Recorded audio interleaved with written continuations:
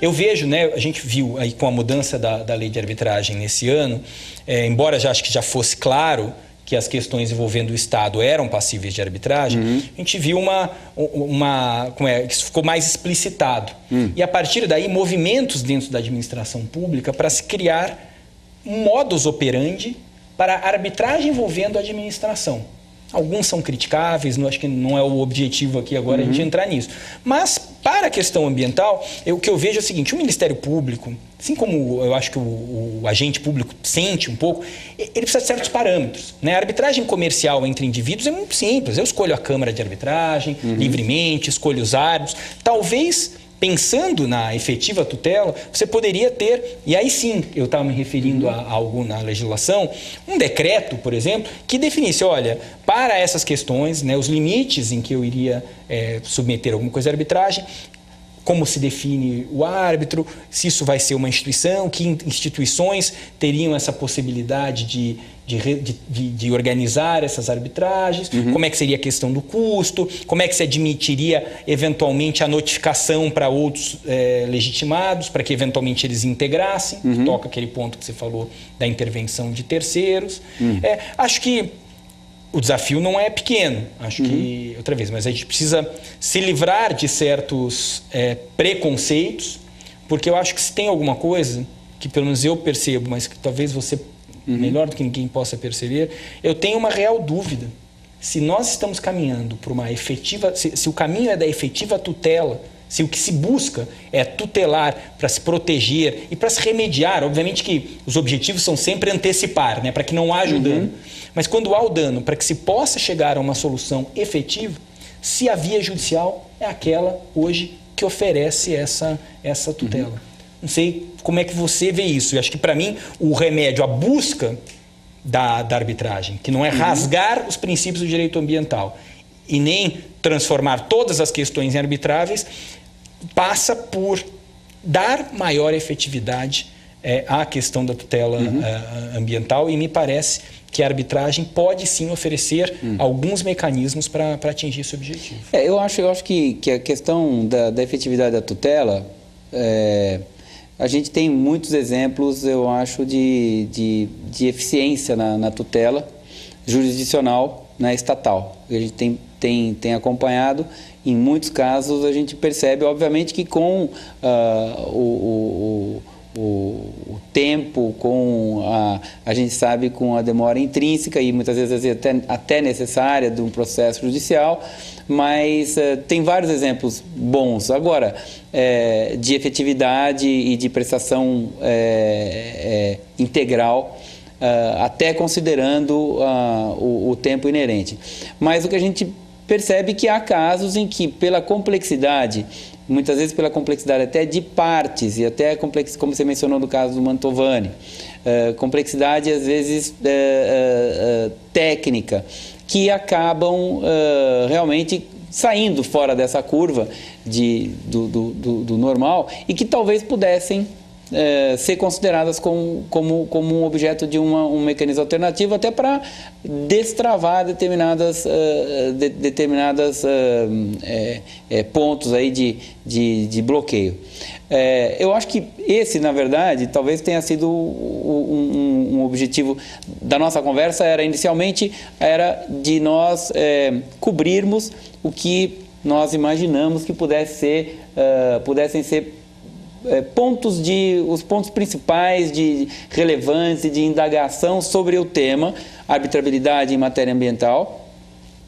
Eu acho que a questão ela tem uma bifurcação de dois ramos, também dos dois ramos com conceitos igualmente complexos e amplos, mas o nosso objetivo era de cobrir o que seriam, no nosso modo de ver, os pontos mais nevrálgicos. Então, a questão da arbitrabilidade, subjetiva, objetiva, o conceito de direito ambiental aplicado a esse método de solução de disputa, quais as problemáticas de aplicação desse conceito para esse método, considerando as técnicas aplicáveis. aí tocamos nos pontos, percebemos que há um campo, sim, de entendimento, de aplicação da arbitragem para determinadas matérias envolvendo o direito ambiental. Há um outro ponto que é mais polêmico, quando se fala no direito ambiental propriamente difuso, quer dizer, na tutela do interesse difuso, então, sobre a possibilidade não disso estar abrindo, impedindo ou abrindo mão de uma determinada tutela. E falamos também de alguns aspectos mais práticos,